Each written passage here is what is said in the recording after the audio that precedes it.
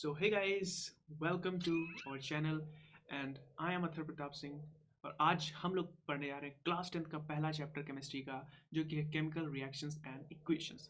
ठीक है, तो बहुत प्यारा सा चैप्टर है। पहला चैप्टर वन शॉट है, पूरा चैप्टर बहुत ही थॉरोली कवर होगा। ये ना सोचिएगा वन शॉट है तो वन शॉट की तरह होगा, इसको चाहो तो तुम कभी भी देख सकते हो। ठीक है, लेकिन एग्जाम आने वाले हैं तो मस्त देखो और बताना कैसा लगा। ठीक है, तो हम लोग क्या पढ़ेंगे? Chemical reactions and equations. ठीक है अब देखते हैं इसमें क्या है। अब इसमें हम लोग क्या क्या पढ़ेंगे, इस चैप्टर में है क्या क्या चीज़। केमिकल रिएक्शंस के बारे में, फिर केमिकल इक्वेशंस के बारे में पढ़ेंगे, और टाइप्स ऑफ केमिकल रिएक्शन, कितनी तरीके की केमिकल रिएक्शंस होती हैं उनके बारे में हम लोग पढ़ेंगे।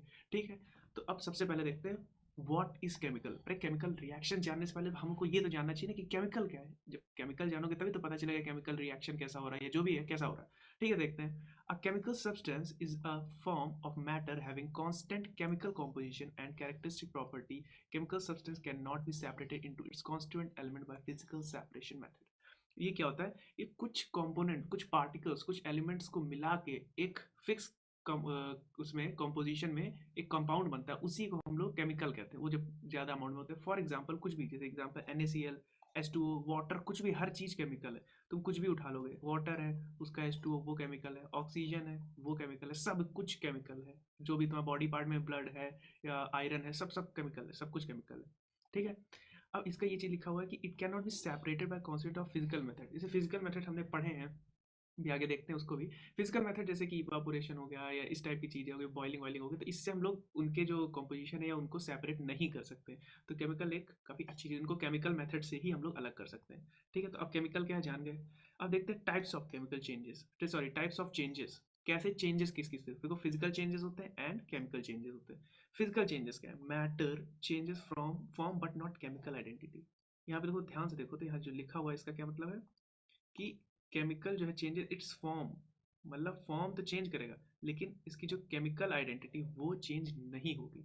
इसका क्या मतलब हुआ?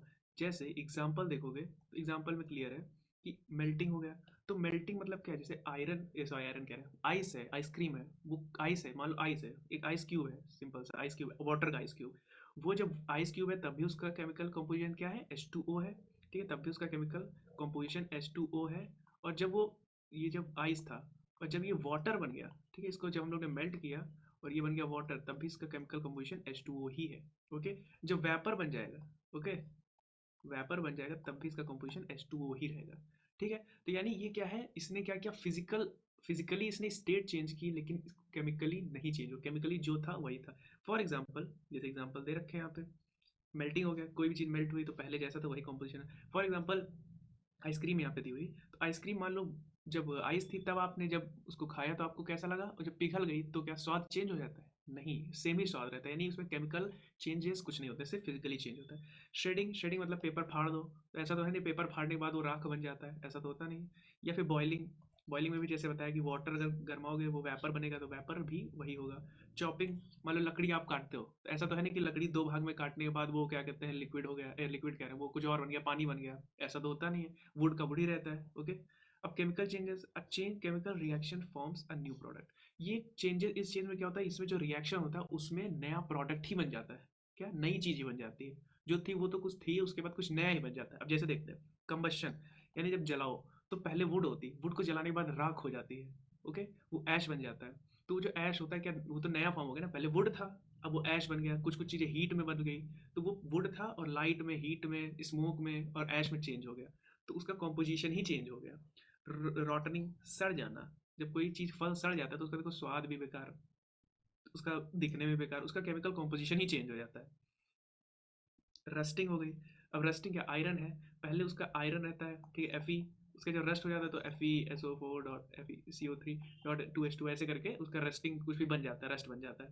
ठीक है, तो उसका जो है कॉम्पोजिशन ही चेंज हो जाता है। सेम चीज़ डाइजेशन में होता है, खाते तुम क्या हो, मान लो हमने एक सेब खा लिया, और वो अंदर जाके उसमें कुछ टूटेगा फूटेगा, कुछ मिलेगा, एंजाइम्स मिलेंगे, वैसे करके कुछ नया प्रोडक्ट बन जाएगा।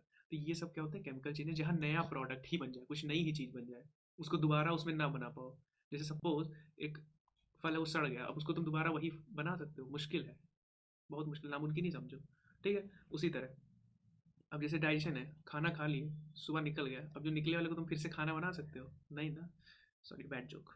चलो, सम इंपॉर्टेंट डिनोशन जैसे किसको क्या कहते हैं, सॉलिड्स को हम लोग ऐसे ब्रैकेट में एस से डिनोट करते हैं, जैसे कि देखो जिंक है तो जिंक सॉलिड है तो उसको ब्रैकेट में एस से डिनोट करेंगे, लिक्विड्स है तो उसको एल से डिनोट करेंगे, क्या एल, जैसे ये देखो लिखा है एक्वा सोल्यूशन होता है जब कोई भी सोल्यूशन कॉम्पोजिशन, फॉर एग्जाम्पल जैसे जिंक सल्फेट है, तो जिंक सल्फेट को अगर हम पानी में डाल देंगे, वाटर में डाल देंगे, तो वो जो पूरा सोल्यूशन बनेगा इसको कहेंगे एक्वा सोल्यूशन। ठीक है, एक्वा मतलब क्या होता है, पानी होता है एक्वा सोल्यूशन। गैस तो उसको जी से डिनोट करेंगे, ज़्यादातर जो उसका पहला लेटर है उसी से डिनोट। कंसनट्रेटेड, अगर कोई चीज़ कंसनट्रेटेड है, जैसे अगर एसिड कंसनट्रेटेड है तो उसके आगे CONC डॉट कॉन्स लिख देंगे, कॉन्सेंट्रेटेड, जैसे कॉन्सेंट्रेटेड SCl। उसी तरह डाइल्यूट है तो डेल लिख देंगे, डाइल्यूट SCl। इवोल्यूशन हुआ, अगर कोई चीज़ इवॉल्व हुई है, मतलब वहाँ से गैस वैस बन के उड़ गई, तो उसको ऊपर के एरो की तरह दिखाएंगे, जैसे कि ये देखो ऊपर के एरो की तरह। प्रेसिपिटेट हुआ है यानी बैठ गया नीचे, प्रेसिपिटेट मतलब क्या होता है, नीचे जमा हो जाना। ठीक है, तो नीचे अगर जम गया है तो उसे इस तरह डिनोट करेंगे। तो ये क्या है, ये हमारे डिनोशन है इन सब चीज़ों के। ये सब बेसिक है, इसको देख लो, याद कर लो कैसे क्या करते हैं। फॉर एग्जाम्पल अगर कोई रिएक्शन लिखे Na2CO3 + 2HCl NaCl H2O, ये सब ऐसा करके रिएक्शन हो, तो यहाँ पे हमें पता कैसे चलेगा कि क्या है क्या चीज़। हम लोग इसमें तो दिख गया, मान लो हम ये चीज़ ना लिखते, ये सब चीज़ें ना लिखते, तो तुम्हें कैसे पता होता कि Na2CO3 जो सोडियम कार्बोनेट उसको तुम्हें सॉलिड में लेना है, ये सब बताना पड़ेगा ना तुम्हें। तो ये सब तुम यहाँ पे बता दोगे, तो उसी हिसाब से मैं अब H2O हमने लिख दिया है, अब H2O हमको लिक्विड लेना है कि वेपर लेना है, कौन बताएगा, तो यहाँ पे हम लोग डिनोट कर देंगे, इसीलिए इसको यूज़ करते हैं। ओके, तो इसी तरह हम लोग डिनोट करते हैं, यही ऐसे लिखते हैं हम लोग। अब क्या होता है, अब जो हम लोग पढ़ने जा रहे हैं केमिकल रिएक्शंस, क्या होती हैं केमिकल रिएक्शंस, चलो देखते हैं। Such process in which the original substances loss their nature and property and form a new substance with different properties are called chemical changes। मतलब कि वो प्रोसेस जिनके कारण उनका जो ओरिजिनल सब्सटेंस है वो चेंज हो गया, उनका पूरा नेचर, उनकी पूरी प्रॉपर्टी सब चेंज हो जाती है, वो कुछ नया ही सब्सटेंस बना लेते हैं। ठीक है, उसे कहते हैं केमिकल चेंजेस। अब जैसे तुम लोग इस वक्त नहीं पढ़ रहे हो, तो नहीं पढ़ रहे हो तो घर वालों को दिखाओगे, अपने आप को ऐसा बदलाव लाओ कि घर वाले बोले क्या ये वही है जो, ये मेरा ही लड़का है जो पढ़ता उढ़ता नहीं था, तो ऐसा करके मस्त एकदम नंबर लाओ। ठीक है, तो आप लोग केमिकल चेंज करिए अपने आप में। ठीक है, और कुछ नया प्रोडक्ट निकालिए अपने अंदर से, कुछ नया बन के निकलिए। ठीक है, तो केमिकल चेंज क्या होता है कि प्रॉपर्टीज ही चेंज हो जाती है उसका। ठीक है, फॉर एग्जाम्पल जैसे हमने एग्जाम्पल बहुत सही देखो लिखे हुए हैं, जैसे कंबशन जो कि मैंने बताया, रस्ट, डाइजेशन होता है, फोटोसिंथेसिस है, फोटोसिंथेसिस में क्या लाइट वाटर को लेके वो क्या कहते हैं ग्लूकोज और अलग अलग चीज़ें बना लेता है। बैटरी है, बैटरी में अलग। फर्मेंटेशन, फर्मेंटेशन में तुम सोचोगे ये वाइन क्यों रखे हैं, मन तो नहीं कर गया, सॉरी गलत बात। फर्मेंटेशन मतलब होता है कि उसको एक प्रकार से सड़ाना टाइप का हो गया। ठीक है, तो वाइन सड़ा के ही बनती है अंगूर को। और वॉशिंग, हाथ धोना, ये हाथ धोना कह रहे हैं, मतलब जैसे साबुन होता है सोप, उसको पानी के साथ मिलाते हैं तो मिसल्स बनते हैं, कई सारे चेंजेस होते हैं, बेकिंग हो गया। ये सब क्या है, केमिकल चेंजेस है। A process involving chemical changes called chemical reaction. जिसके अंदर केमिकल चेंजेस हो रहे हैं, जिन चीज़ों से उन उस चीज़ को कहेंगे वो केमिकल रिएक्शन, उस प्रोसेस को कहेंगे केमिकल रिएक्शन। ठीक, फॉर एग्जाम्पल एक दूध है वो कर्ड में चेंज हो रहा है। ठीक है, दूध अलग प्रोडक्ट है, कर्ड अलग प्रोडक्ट है, तो ये केमिकल चेंज हुआ, और इस केमिकल चेंज को जो प्रोसेस होगा उसको कहेंगे chemical reaction. Okay, got it, चलो। What are reactions and product? Reactants and product क्या होते हैं? तो the chemical substances present originally in the reaction is called reactants and the new substance formed after the reactions is called product। ठीक है, मतलब reaction से पहले जो प्रोडक्ट, जो भी हमारे पास सब्सटेंसेस तो उन्हें कहते हैं रिएक्टेंट, यानी जो रिएक्ट करने वाले हैं, और जो हमें आखिरी में जो मिला हमें रिएक्शन के बाद उसे कहते हैं प्रोडक्ट। ओके, जैसे यहाँ पे देखो ammonia plus hydrochloric acid gives ammonium chloride. ठीक है, तो ये NH3 और ये HCl, ये क्या है हमारे, ये है दोनों रिएक्टेंट्स।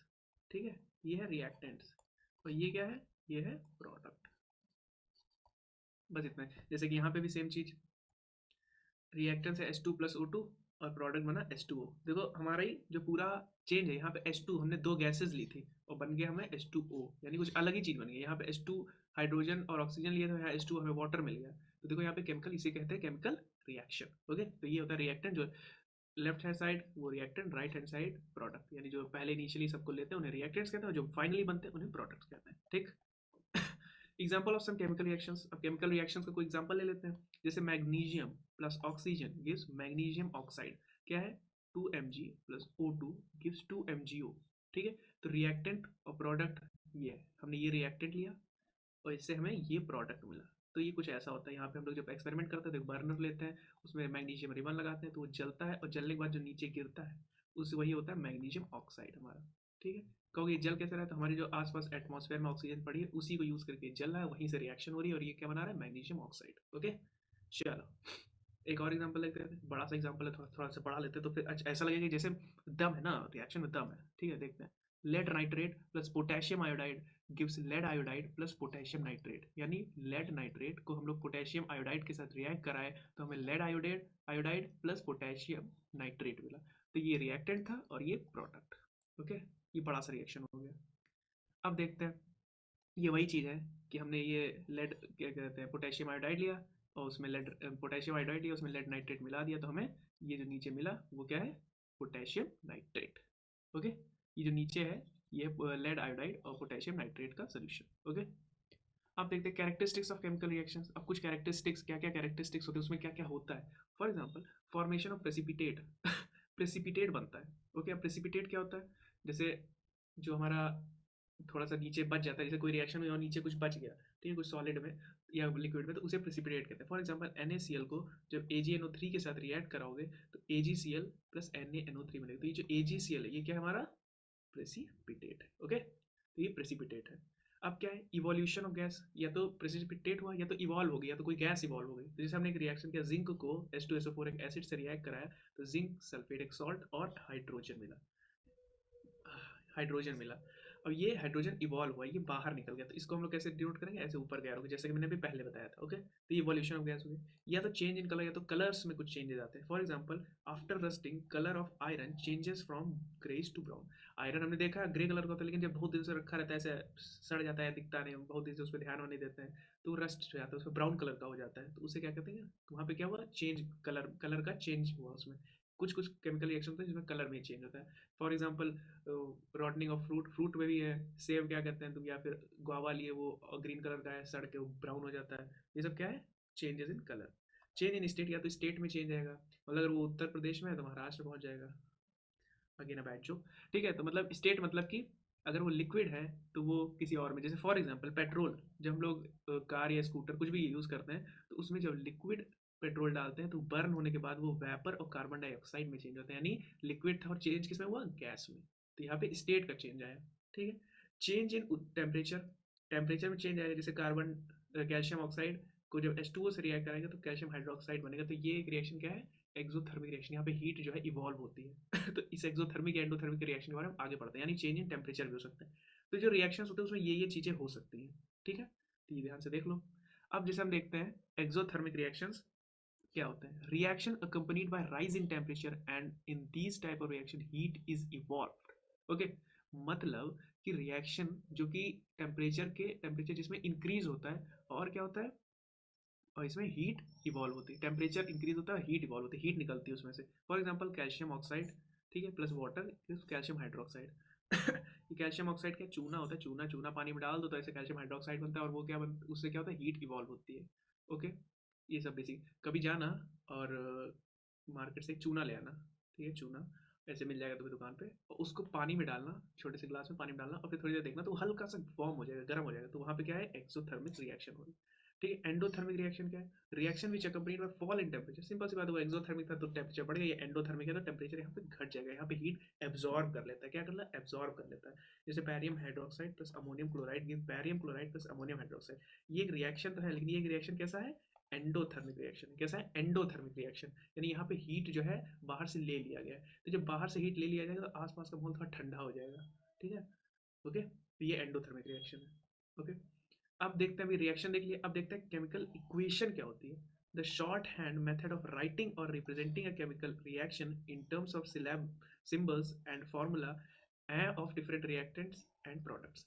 मतलब जो रिएक्टेंट और प्रोडक्ट के सिंबल्स का यूज करके हम जो रिएक्शन एक रिप्रेजेंटेशन करते हैं उसको कहते हैं हम लोग क्या, केमिकल रिएक्शन, केमिकल इक्वेशन। तो देखते हैं कैसे केमिकल इक्वेशंस होते हैं। Chemical equation in terms of word, या तो हम लोग वर्ड के टर्म में लिख दें कि पूरा पूरा लिख दें, zinc plus sulphuric acid gives zinc sulphate plus hydrogen, या तो हम ऐसे लिखते हैं, या तो इसको हम लोग इन टर्म्स ऑफ सिंबल हर हर हर क्या कहते हैं, जो एलिमेंट है, कंपाउंड है, उनका सिंबल है हमारे पास, तो हम लोग उससे भी डिनोट कर सकते हैं, जैसे Zn plus H2SO4 plus zinc sulphate ZnSO4 और प्लस H2O। ठीक है, तो ये सेम चीज़ लिखिए, ये सेम चीज़ लिखिए बट इन सिंबल्स, तो हमें ये सिंबल्स याद रखने पड़ेंगे। ओके, तो ये है टर्म्स। हम लोग ज़्यादातर इसी तरह रिप्रेजेंट करते हैं, ये वाला मेथड, क्योंकि ये इजी पड़ता है। अगर तुम्हें सिंबल्स याद है तो ये आसान है, इसको लिख दो फटाक से। Writing of chemical equation. Chemical equation लिखते कैसे हैं? पहली बात तो बैलेंस इक्वेशन होती है, एक अनबैलेंस इक्वेशन। बैलेंस का such an equation in which the number of atoms of each element on the both side of the equation are equal. मतलब हमें पहले बात तो ये पता है कि law of conservation of mass क्या होता है। मतलब जितना प्रोडक्ट हो रिएक्टेंट होगा उतना ही तो प्रोडक्ट बनेगा। ऐसा तो है नहीं रिएक्टेंट में हमने सब चीज़ मिला के हमने 10 ग्राम लिया था और प्रोडक्ट में हमें 15 ग्राम मिल गया, ऐसा तो होगा नहीं। तो जितना रिएक्टेंट होगा उतना ही प्रोडक्ट बनेगा। तो इसलिए हमें उसको इक्वेशन जो लिखेंगे उसको बैलेंस लिखना पड़ेगा, कि हमें ये ना हो कि मान लो अभी आगे देखेंगे कि कैसे बैलेंस और अनबैलेंस को हम लोग देखते हैं। Unbalanced such an equation in which the number of atoms of different element is not equal on the two side of equation। दोनों साइड इक्वेशन के दोनों साइड अगर इक्वल नहीं है जैसा कि मैंने बताया अगर इधर 10 ग्राम का आगे इधर 15 ग्राम है, या इसको ऐसे भी देख सकते हैं कि दोनों तरफ एलिमेंट अगर सेम नहीं है। मान लो हमने कोई रिएक्शन लिखा, फॉर एग्जाम्पल जो बेसिक सा एग्जाम्पल हम लेते हैं कि Mg प्लस O2, ऑक्सीजन हमेशा पेयर में आता है, तो ये MgO बना। ठीक है, अब यहाँ ध्यान से देखो क्या कि ये देखो क्या है, O है, लेकिन यहाँ पे O2 है, यहाँ 2 ऑक्सीजन है, तो ये बैलेंस नहीं। यहाँ पे 2 एलिमेंट थे, हमने लिए 2 थे और हमें मिला सिर्फ एक, बाकी एक कहा गया। तो उस एक को बताने के लिए तो हम लोग क्या करते हैं, ऐसे यहाँ पे यहाँ 2 लिख देंगे। अब जब यहाँ 2 लिख दिया हमने तो इसका क्या मतलब हुआ? अब देखो ध्यान से देखो तो चलो O2 तो 2 थे, तो यहाँ 2 O हो गए, लेकिन Mg देखो इधर 1 ही था और इधर 2 हो गया, यानी हमने Mg 1 लिया तो इधर आके 2 बन गया, ऐसा तो होगा नहीं। तो हम लोग 2 इधर भी लगा देंगे। तो अब जो ये इक्वेशन बनी, अब ये कैसी है, बैलेंस इक्वेशन। पहले हमें अनबैलेंस इक्वेशन मिली थी, अब हमें बैलेंस इक्वेशन मिल गई है। यही इक्वेशन है सही। इसमें देखो दोनों तरफ सेम मतलब एलिमेंट्स है, जितने number of element left hand side है उतने ही number of element right hand side है। ठीक है, तो जैसे एग्जांपल लेते हैं, जैसे ये जिंक हमने लिया, zinc plus H2SO4 plus zinc SO4 zinc sulphate plus H2। तो अब देखते हैं इसमें है कि नहीं, दोनों तरफ सेम है कि नहीं। जिंक के number of atom LHD right hand side में देखते हैं कि राइट हैंड साइड देखते हैं रिएक्टेंट के, इधर जिंक 1 है और लेफ्ट में राइट में देखेंगे तो उधर भी 1 ही है। लेफ्ट में हाई H कितने हैं, देखो 2 H2 लिखा है यानी 2। जब भी ऐसे लिखा होगा, अगर लिखा है H2 या मान लो O3, जो भी लिखा, तो इसका मतलब है कि ये 3 ऑक्सीजन को लेके चला, ये 2 ऑक्सीजन है इसके पास। ओके अब देखते हैं तो यहाँ 2 है और इधर भी कितने हैं, देखो यहाँ पे देखोगे तो 2 ही है। ओके, सल्फेट देखेंगे, सल्फर देखेंगे तो इधर देखो यहाँ पे 1 है और इधर भी 1 ही है, तो ये भी बराबर है। ऑक्सीजन देखोगे तो यहाँ देखो 4 है और इधर भी 4 है, तो यानी ये पूरी तरीके से इक्वेशन बैलेंस है। ये कैसी इक्वेशन है, ये बैलेंस इक्वेशन है। ओके, तो ये इक्वेशन बैलेंस्ड है, तो इसमें हमें कुछ भी ऐड सब्ट्रैक्ट कुछ मल्टीप्लाई कुछ करने की जरूरत नहीं है, एकदम परफेक्ट इक्वेशन है। ठीक है, लेकिन अब देखते हैं कैसे बैलेंस करना है। तो बैलेंस करने के लिए सबसे पहले हम लोग क्या करते हैं, मेटल्स को लेते हैं। पहले हम लोग मेटल बैलेंस कर लेते हैं, जहाँ भी जो भी दिया उसको पहले मेटल बैलेंस करेंगे, फिर नॉन मेटल बैलेंस करेंगे, फिर हाइड्रोजन और फिर ऑक्सीजन। इसका क्या मतलब है कि हमने पहले मेटल उठाया, पहले दोनों तरफ मेटल इक्वल कर लिया। अब मेटल उठाने के बाद देखा कि हमने कभी नॉन मेटल है जो अनइक्वल है, अब उन नॉन मेटल्स को इक्वल करने लग गए। उसके बाद जाएंगे हम लोग हाइड्रोजन बराबर करेंगे, उसके बाद ऑक्सीजन करेंगे। देखते हैं, वैसे ज़्यादातर केस में 1-2 करने के बाद अपने आप ही सारे हो जाते हैं। अब देखते हैं इसमें क्या है, Fe plus H2O gives Fe3O4 plus H2। देखो Fe क्या है, इधर 1 है, देखो इधर 1 है, लेकिन इधर 3 दे रखा है, यानी ये बैलेंस नहीं है। पहले देख लो, अभी पहले देख लेते हैं। हाइड्रोजन इधर 2 है, इधर भी 2 है, कोई दिक्कत नहीं, कोई दिक्कत नहीं हमें। ऑक्सीजन इधर 1 है, इधर 4 है। तो अभी जैसे कि हमने सबसे पहले देखा कि सबसे पहले हम लोग मेटल बैलेंस करेंगे। क्या करेंगे, मेटल। तो इधर 3 है तो इधर चुपके से इधर 3 लगा दो। अब 3 Fe हो गए और 3 ये हो गए। लेकिन अभी ऑक्सीजन का मैटर फंस रहा है, इधर 4 है और इधर एक ही है। तो हम लोग क्या करते हैं, जैसे यहाँ पे था, यहाँ पे हमने क्या कर दिया, इसमें 3 इसमें हमने क्या किया, इसमें हमने 3 मल्टीप्लाई कर दिया। इधर 4 है तो इधर हम 4 मल्टीप्लाई कर देते हैं। तो 4 जब मल्टीप्लाई करेंगे तो यहाँ पूरे पे 4, सिर्फ इसमें तो 4। हमें ये बात याद रखना, अगर ये मॉलिक्यूल है इसमें पूरे में 4 मल्टीप्लाई करेंगे, सिर्फ इसमें हम नहीं कर सकते, इस पूरे में जाएगा। तो अब ध्यान से देखो तो 4 इसमें भी मल्टीप्लाई हो चुका है, ये तो चलो बैलेंस हो गया। ये तो चलो 1 से ही था, तो ये तो 4 4 दोनों तरफ हो गया। लेकिन इसमें देखो, इसमें भी 4 मल्टीप्लाई हो गया, तो भी 8 हो गया। तो हमें इधर भी करना पड़ेगा। तो अब हम लोग हाइड्रोजन बैलेंस करेंगे, तो ये हो गया 4। अब देखो हाइड्रोजन ये कितने हैं, Fe कितने हैं, 3 है और इधर भी 3 है। हाइड्रोजन इधर 8 है, देखो 4 2 8, और इधर भी 8 ही है। ठीक, ऑक्सीजन देखोगे तो इधर देखो 4 इंटू 1 4 है और इधर तो वो 4 था तो इधर 4 है ही। तो ये इक्वेशन कैसी हो गई, बैलेंस्ड इक्वेशन हो गई मस्त। अब हमने बैलेंस कर लिया, तो ऐसे ही करेंगे हम लोग। ठीक है, अब देखा जाए तो इसको पूरी टेबल बनाने की जरूरत नहीं है, जब थोड़ा थोड़ा प्रैक्टिस करोगे तो अपने आप ही तुम्हें आ जाएगा कि हाँ Fe यहाँ पे 3 Fe है, तो इधर 3 मल्टीप्लाई करते हैं, पहले कर दिया। अब देखा कि क्या कहते हैं, हाइड्रोजन इधर क्या कहते हैं 2 है और मतलब हाइड्रोजन तो चलो बैलेंस था पहले से ही, लेकिन देखा ऑक्सीजन 4 है तो इधर हमने 4 मल्टीप्लाई कर लिया, लेकिन अब देखा कि यहाँ पे हाइड्रोजन 8 हो गया तो इधर हाइड्रोजन 8 बना दिया। दैट्स इट, सिंपल सी बात है, इतना सब झमेला टेबल बनाने की जरूरत नहीं है। एक और देख लेते हैं, N2 plus H2 gives NH3। तो देखो इधर दो नाइट्रोजन है, इधर एक ही नाइट्रोजन है, इधर दो हाइड्रोजन है और इधर एक तीन ही है, मतलब 3 है। तो इसको कैसे बैलेंस करेंगे हम लोग, देखो इसको बैलेंस कैसे करेंगे, ये यहाँ पे एक है तो या तो यहाँ पे 2 लगा दो। तो पहले हम लोग नॉन मेटल, ये नॉन मेटल है, नॉन मेटल करेंगे तो यहाँ अगर हम 2 लगा देते हैं, ठीक है, तो हमें क्या मिल गया, ये 2 नाइट्रोजन 2 नाइट्रोजन, लेकिन यहाँ हाइड्रोजन देखो कितने हो गए, 3 2 6। अगर 6 हो गए तो हम लोग यहाँ भी 3 लगा देंगे। तो देखो आप ध्यान से देखो, अब अगर हम इसमें लिखें, ये कितना था 2 था, इसमें हमने 2 मल्टीप्लाई कर दिया। अगर इसमें 2 मल्टीप्लाई करें तो ऑटोमेटिक इसमें भी 2 मल्टीप्लाई हो गया था, तो हमने इसमें 3 मल्टीप्लाई कर दिया। तो अब देखो हमारे सब इक्वल हो गए, 2 nitrogen 2 nitrogen, 6 nitrogen 6 hydrogen 6 hydrogen. तो हम लोग कुछ इस तरह बैलेंस करेंगे। अब देखते हैं कैटलिस्ट, ये कैटलिस्ट क्या होता है, पहली बार सुने हो सकता है सुना हो किसी ने, अगर नहीं सुना तो आप देखते हैं क्या होता है। A catalyst is a substance which increase the speed of chemical reaction without being consumed during the reaction and is recovered chemically at the end of the reaction। मतलब ये बिना यूज हुए, ठीक है, वो जाता है चुपके से और रिएक्शन को या तो इंक्रीज कर देता है या तो डिक्रीज कर देता है, समझे, कुछ करता नहीं इसमें। ये मस्त एक ऐसी तरह है जैसे होता है कि दो आदमी लड़ाई कर रहे हैं, तो जाके चिंगारी लगा देगा, या तो लड़ाई बढ़ जाएगी और या तो लड़ाई कम करा के आ जाएगा, लेकिन वो खुद उसमें इन्वॉल्व नहीं होता है, ठीक है, ये उनमें से है। तो जैसे कि हम देखेंगे तो इसमें क्या है, जैसे CO लिए प्लस H2O लिए, इसको जब किया तो ये जो जिंक CrO3 है, ये सब क्या है, कैटलिस्ट। तो ये यूज नहीं होता है, ये जैसे पढ़ा है वैसे ही वापस आ जाता है, लेकिन इस रिएक्शन को क्या करता है, स्पीड अप कर देता है, थोड़ा जल्दी बन जाता है, जो हमें CH3COH मिला वो जल्दी मिल जाता है। सेम चीज H2 प्लस Cl2 है तो HCl तो बनाता है, नॉर्मली रखोगे उतना जल्दी नहीं बनेगा, लेकिन जब सनलाइट के प्रेजेंस में डालोगे तो ये अच्छे से जल्दी बनेगा। तो सनलाइट क्या है हमारा, यही सनलाइट है कैटलिस्ट। ओके, तो ये ऐसा काम करता है। Such a reaction which take place in the presence of light are called photochemical reaction. ये याद रखना कि जब रिएक्शन लाइट के प्रेजेंस में होगी तो उसको फोटोकेमिकल रिएक्शन कहेंगे। फोटो से हम लोग क्या वो करते हैं डिनोट, फोटो मतलब लाइट, ठीक है। अब देखते हैं टाइप्स ऑफ केमिकल रिएक्शन, जो हमारा तीसरा पार्ट था, टाइप्स ऑफ केमिकल रिएक्शन, यही तो पढ़ना है हमें। देखते हैं, सबसे पहले कॉम्बिनेशन रिएक्शन पढ़ेंगे, डीकम्पोजिशन रिएक्शन पढ़ेंगे, फिर डिस्प्लेसमेंट रिएक्शन पढ़ेंगे, डबल डिस्प्लेसमेंट पढ़ेंगे, और फिर पढ़ेंगे प्रेसिपिटेशन एंड न्यूट्रलाइजेशन। तो ये 6 हम लोग पढ़ेंगे proper total types of reactions, ठीक है। देखते हैं कॉम्बिनेशन रिएक्शन, सबसे पहला रिएक्शन इन विच 2 और more reactant combine to form a single product is called combination reaction. Simple सी बात है, कॉम्बिनेशन मतलब कंबाइन हो रही है, तो सिंपल सी बात है, 2 या 2 से ज़्यादा क्या कहते हैं जो रिएक्टेंट है वो कंबाइन होकर क्या बनेंगे, single product. For example Mg plus O2 MgO बनाया, CO plus H2O gives CaOH whole twice CO plus O2 gives CO2। तो ये सारे क्या है, कॉम्बिनेशन रिएक्शन के एग्जांपल्स हैं, मतलब 2 या 2 से ज़्यादा, यहाँ 2 से ज़्यादा भी हो सकता है, 2 या 2 से ज़्यादा रिएक्टेंट मिलके एक सिंगल अगर कंपाउंड बनाते हैं उसे कहते हैं combination reaction. Okay, decomposition reaction, the reaction in which a single reactant break down into 2 or more product is called decomposition। just combination का उल्टा, just combination का उल्टा, उसमें 2 या 2 से ज़्यादा मिलके एक बनता था, इसमें एक जो है वो 2 या 2 से ज़्यादा में टूट जाता है, ठीक है। तो इसके 3 वेज हैं, कैसे, इसके 3 वेज हैं।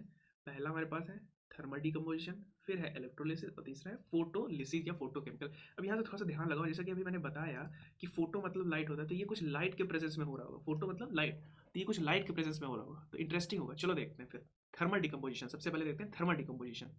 These reaction uses the energy in the form of heat and for decomposition. Decompose हो रहा है यानी ये टूट तो रहे हैं, ठीक है, एक सिंगल जो कंपाउंड है वो टूट तो रहा है 2 या 2 से ज़्यादा में, लेकिन क्या यूज़ करके, क्या यूज़ करके कर रहा है, ये यूज़ कर रहा है हमारा हीट। हीट को यूज़ करके ये बना रहा है क्या, एक रिएक्टेंट जो है वो टूट रहे हैं और प्रोडक्ट बना रहा है हीट को यूज़ करके। अब एग्जांपल देख लेते हैं, अब एग्जांपल देख लेते हैं, CO3 ये है कॉपर कार्बोनेट, और ये टूट रहा है CuO प्लस CO2, यानी एक कंपाउंड है वो 2 या 2 में टूट रहा है, और ये जो ऊपर हम डेल्टा लगाते हैं, क्या इसको डेल्टा कहते हैं, क्या कहते हैं, ये जो ट्राइंगल्स होता है इसको हम लोग डेल्टा कहते हैं, ठीक है। ये कब लगाया जाता है, जब भी हीट को दिखाना होता है, तो एरो के ऊपर हम हीट बनाने से अच्छा इसको बना देते हैं डेल्टा। तो इससे क्या रिप्रेजेंट हो जाता है कि ये यहाँ पे हीट यूज हुई है। जैसे कि एक और lead nitrate gives lead oxide plus NO2 और O2। देखो ये एक था और ये 3 में टूट गया, 3 में टूट गया, ठीक है। तो ये कैसे, ये थर्मल डिकम्पोज, क्या यूज़ किया है, हीट, क्योंकि ऊपर डेल्टा लगा तो ये हीट यूज़ किया है, ठीक। तो थर्मल में क्या होता है, हीट यूज़ होता है और डिकम्पोज हो जाता है। अब देखते हैं इलेक्ट्रोलिसिस डिकम्पोजिशन रिएक्शन, या फिर इसको इलेक्ट्रोलिसिस कहते हैं या फिर इलेक्ट्रोलिटिक डिकम्पोजिशन रिएक्शन। अब इलेक्ट्रोलिटिक कुछ इलेक्ट्रिसिटी से रिलेटेड होगा, थोड़ा सा थोड़ा सा इमेजिन करने की कोशिश करो। देखो, a decomposition reactions which take place when the electric current is pass through the compound in the molten state और इन द एक्वस सोल्यूशन। या तो ये एक एक्वा सोल्यूशन, मतलब एक एक्वा सोल्यूशन में जब रखो और उसमें जब इलेक्ट्रिसिटी पास करो तो वो कई में टूट जाते हैं। क्या होता है देखो, NaCl हमने मॉल्टेन लिया, मॉल्टेन मतलब या तो मॉल्टेन या एक्वा सोल्यूशन, एक्वा मतलब पानी में मिला के ले लो, और फिर इलेक्ट्रिक करंट हम पास कराएंगे तो Na प्लस Cl2 में टूट जाएगा, ठीक है। तो कुछ ऐसे टूटेगा। अब जैसे यहाँ ध्यान से देखो तो ये बैलेंस नहीं है, देखो यहाँ 2Na है, यहाँ Cl2 है, लेकिन उधर लेफ्ट हैंड साइड में देखोगे तो तुम्हें एक ही मिलेगा। तो यहाँ पे हम लोग कर देंगे बैलेंस, कैसे, यहाँ पे 2 लगा के। देखा, ऐसे थोड़ा थोड़ा पकड़ा करो तुम लोग भी। वैसे ये मेरी गलती थी कि जो हमने यहाँ पे 2 लिखा नहीं, यहाँ पे 2 होना चाहिए, ठीक। अब 2Al2O3 gives 4Al plus 3O2। अब देखो ये भी टूट रहा है, लेकिन क्या यूज करके, इलेक्ट्रिक करंट। तो बस इलेक्ट्रोलिटिक डिकम्पोजिशन या फिर इलेक्ट्रोलिसिस का क्या है कि वो इलेक्ट्रिसिटी यूज करके डिकम्पोज होता है, ठीक है। अब देखते हैं फोटो डिकम्पोजिशन, जो कि मैंने बताया था। तो फोटोलिसिस भी कहते हैं इसको, या तो photo decomposition reaction. Decomposition reaction which take place on absorption of light, light absorb करके जो टूटे। हमने सबसे पहले पढ़ा हीट एब्जॉर्ब करके, फिर इलेक्ट्रिसिटी, और लाइट एब्जॉर्ब करके, जो सनलाइट आती है उसको एब्जॉर्ब करके। तो AgCl लिया हमने, उसको सनलाइट के प्रेजेंट में वो Ag और Cl2 में टूट जाता है। उसी तरह AgBr लिया, वो Ag और Br2 में टूट गया। तो इसको हम लोग एज अ कहाँ पे यूज़ करते हैं, इसको जब हम लोग ब्लैक एंड व्हाइट फोटोग्राफी करते हैं, ठीक है, ब्लैक एंड व्हाइट फोटोग्राफी में यूज़ होता है। ओके, ये ब्लैक एंड व्हाइट फोटोग्राफी में यूज होता है ये रिएक्शन। अब जैसे कि देख सकते हो यहाँ लाइट आ रही है, चाइना डिश में सिल्वर क्लोराइड रखा है, वो किस में टूटेगा, Ag प्लस Cl2 में अलग अलग टूट जाएगा। ओके, अब देखते हैं डिस्प्लेसमेंट रिएक्शन, जो कि हमने आगे देखा था। डिस्प्लेसमेंट, यहाँ कुछ डिस्प्लेसमेंट हो रहा है तो कुछ डिस्प्लेस होगा, कुछ चेंज होगा। देखते हैं, those reaction in which a more reactive element displaces a less reactive element from its compound are called displacement reaction. अब यहाँ पे एक्टिव रिएक्शन, रिएक्टिव एलिमेंट, ये सब क्या है, अब इसको आगे देखते हैं। तब तक अभी देख लेते हैं जो मोर एक्टिव होगा, देखते हैं। जिससे पहले हम ये देख लेते हैं रिएक्टिविटी सीरीज क्या है और एक्टिविटी सीरीज। ये क्या होता है, arrangement of metal in a vertical column in order of their decreasing reactivity from top to bottom is called activity series या रिएक्टिविटी। मतलब ये ऐसे अरेंज्ड है कि इसकी जो रिएक्टिविटी है, ठीक है, इसकी जो रिएक्टिविटी है ऊपर से नीचे जाते हैं। मतलब पोटेशियम सोडियम से ज़्यादा रिएक्टिव है, कैल्शियम से ज़्यादा सोडियम रिएक्टिव है, मैग्नीशियम से ज़्यादा कैल्शियम रिएक्टिव है। मतलब जितना ऊपर बढ़ते जाओगे। अब अगर तुम आयरन को लो, आयरन जो है लेड से तो ज़्यादा रिएक्टिव है, लेकिन जिंक, एल्युमिनियम, मैग्नीशियम, कैल्शियम इनसे कम रिएक्टिव है। तो यहाँ पे यही बात हो रही है कि जो ज़्यादा एक्टिव एलिमेंट होगा वो कम वाले को डिस्प्लेस कर देगा, यानी हटा देगा, ठीक है। कैसे, देखो, सपोज करें जिंक हम लोग लिए और कॉपर सल्फेट लिए। तो ये जो कॉपर है ये है कमजोर बंदा, इसकी रिएक्टिविटी कम है, इसकी एक्टिविटी है कम, तो ये इसको कर देगा डिस्प्लेस। क्या कर देगा, ये यहाँ चला जाएगा और इसको कर देगा डिस्प्लेस। हमारा बन जाएगा zinc sulphate plus copper, copper को भगा देगा, उसको अलग कर देगा, ठीक है। तो यहाँ पे मस्त जिंक सल्फेट बन जाएगा। ये कलरलेस होता है, ये ब्लू था, ये कलरलेस बन जाएगा। उसी तरह अगर कॉपर को Ag के साथ देखें तो यहाँ पे डिस्प्लेस हो गया। क्या देखते हैं कि क्या Ag जो है, कॉपर जो है Ag से ज़्यादा रिएक्टिव है या कम। तो देखो सिल्वर यानी Ag यहाँ पे आ रहा है और जो कॉपर है वो यहाँ पे आ रहा है, इसका मतलब कि कॉपर ज़्यादा रिएक्टिव होगा। तो ये देखो इसने इसको डिस्प्लेस करके कॉपर नाइट्रेट बना लिया। बात समझ में आ गई। चलो, यहाँ पे एक और एग्जांपल है, कुछ Na प्लस HCl है, ठीक है। तो ये NaCl तो बन गया, ठीक है। क्या हुआ देखो, एन ने एच को डिस्प्लेस कर दिया। लेकिन एक यहाँ पे एक चीज़ और होती है, क्या, कॉपर प्लस जिंक सल्फेट है, लेकिन यहाँ पे कोई रिएक्शन नहीं हुई। क्यों नहीं हुई, क्योंकि हमें पता है कॉपर जो है वो जिंक से कम रिएक्टिव है। देखो जिंक है यहाँ पे और कॉपर है यहाँ पे, तो कॉपर जो है वो जिंक से कम रिएक्टिव है, इसलिए इसको डिस्प्लेस ही नहीं कर पाए। जैसे रिएक्टेड पड़े थे वैसे पड़े रह जाएंगे, कोई रिएक्शन नहीं होगा वहाँ पे, ठीक है। अब देखते हैं डबल डिस्प्लेसमेंट, जैसा कि अभी सिंगल हुआ था तो इसी तरह डबल में भी कुछ ऐसे ही होगा, चेंज वेंज वाला कुछ मैटर होगा। देखते हैं यार। Those reaction in which two compounds react by an exchange of ions to form two new compounds are called double displacement reaction। मतलब आपस में बदलाव हो जाता है। जैसे कि एग्जांपल देखते हैं, बेस्ट चीज़ है अगर कुछ समझना, एग्जांपल देखते हैं। AgNO3 प्लस NaCl लिया, AgCl प्लस NaNO3 बनेगा। Ag कहाँ चला गया, यहाँ पे। देखते हैं, जो Ag है वो उठ के यहाँ आ गया और Na चला गया यहाँ पे। देखो ध्यान से देखो, Ag जो है वहाँ चला गया, Na यहाँ पे आ गया। देखो ये बन गया AgCl, यानी ये AgCl बन गया, और NaNO3, Na उधर चला गया, NaNO3। सेम चीज़ यहाँ पे है, NaCl प्लस CaSO4 है, तो ये Na2SO4 प्लस CaCl बन गया, ठीक है। तो देखो Na Ca की जगह चला गया और Ca Na की जगह चला गया, ठीक है। ये मैटर, ओके। अब देखते हैं इसको, कुछ ऐसे एग्जांपल्स देखते हैं। सपोज करो हमारे पास कुछ एक कुत्ता था, या डॉग था, और एक रैबिट था। इसके पास गाजर था, इसके पास हड्डी थी।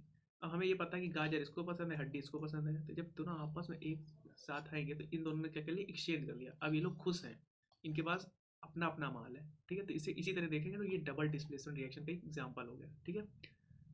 बात समझ में आ गई?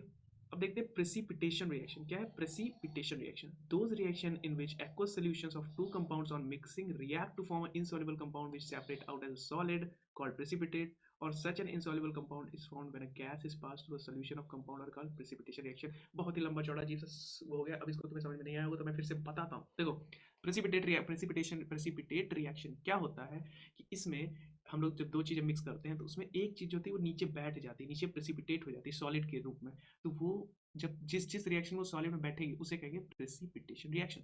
For example calcium oxide hydroxide को हमने CaO2 से रिएक्ट कराए तो ये कैल्शियम कार्बोनेट प्लस H2O बन गया। तो ये जो कैल्शियम कार्बोनेट है ये क्या होता है, सॉलिड, और ये क्या हो जाता है, ये प्रेसिपिटेट होकर नीचे बैठ जाता है। तो इसी को हम लोग कहेंगे, इसको कहेंगे हम लोग प्रेसिपिटेट, इसको कहेंगे हम लोग प्रेसिपिटेट।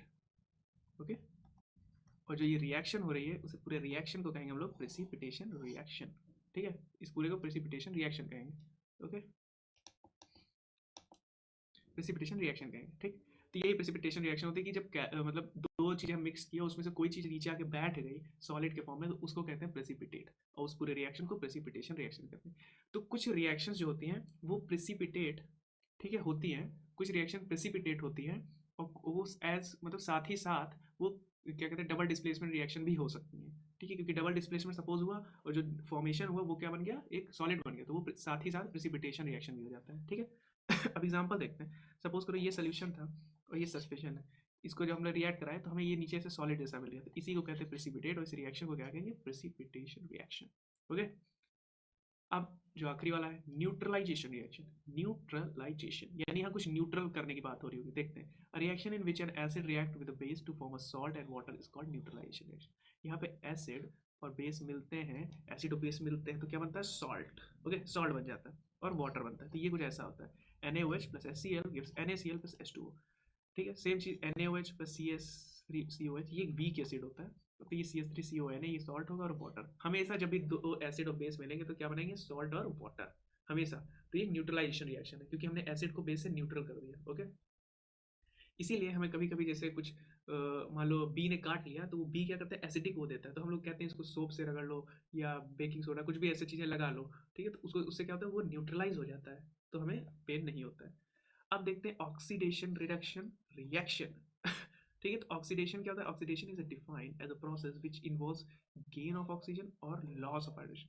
ऑक्सीडेशन, ठीक है, ऑक्सीडेशन यानी उसमें ऑक्सीडेशन हो रहा है, यानी वो ऑक्सीजन ले रहा है, ऑक्सीजन ले रहा है तो हाइड्रोजन उसमें जा रहा है, हाइड्रोजन जाता है या तो ऑक्सीजन आता है। रिडक्शन में क्या होता है, उसका उल्टा होता है, हाइड्रोजन आता है, ऑक्सीजन जाता है। बात समझ में आई नहीं आई तो अब एग्जांपल देखते हैं, आ जाएगी। Since both reaction occur simultaneously therefore these reactions are called redox reaction. दोनों साथ में होती है तो इनको रिडॉक्स रिएक्शन कहते हैं। Example CuO plus H2 give Cu plus H2O। अब यहाँ से देख पा रहे हो कि कॉपर ने क्या किया, ऑक्सीजन दे दिया, क्या दे दिया, ऑक्सीजन दे दिया। ऑक्सीजन कौन देता है, देखो लॉस ऑफ ऑक्सीजन, यानी इसका क्या हो गया, रिडक्शन। और H2 ने क्या किया, ऑक्सीजन गेन किया, तो इसको क्या हो जाएगा, ऑक्सीडेशन।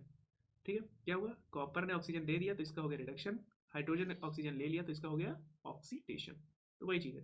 अब ऑक्सीडाइजिंग एजेंट और रिड्यूसिंग एजेंट क्या होता है, it is a substance gives oxygen और गेन हाइड्रोजन।